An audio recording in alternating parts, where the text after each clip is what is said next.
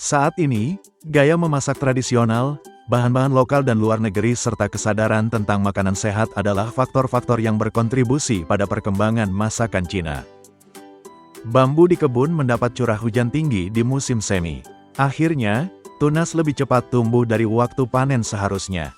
Jika terlambat dipanen, tunas yang panjangnya 50 cm tidak lagi bisa dinikmati karena sudah berserat.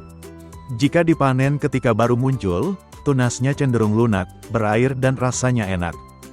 CDA daratan Cina bagian selatan dan barat daya, bambu tumbuh dan mencakup sebagian besar lahan. Bambu adalah bahan serbaguna yang digunakan dalam segala hal dan segala aspek. Sebagai contoh digunakan untuk peralatan rumah, seperti meja dan kursi, tangga, cangkul, tikar desbe. Terlepas dari berbagai macam tujuan yang ada, bambu juga menghasilkan rebung, bahan khas Cina yang sering terlihat di dalam makanan. Ya, masakan Korea dan Jepang menggunakannya, tetapi tidak ada yang bisa menyiapkan makanan seperti koki Cina.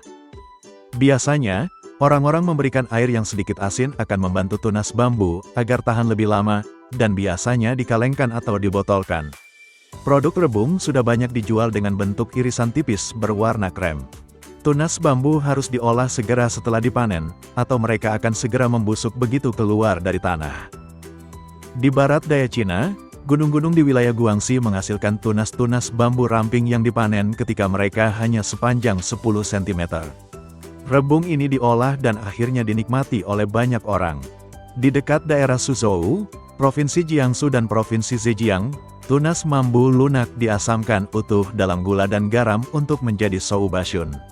Mereka menikmatinya sebagai camilan atau teman makan bubur kacang. Bagi masyarakat Cina, rebung adalah bahan makanan yang sangat dekat dengan kehidupan mereka sehari-hari.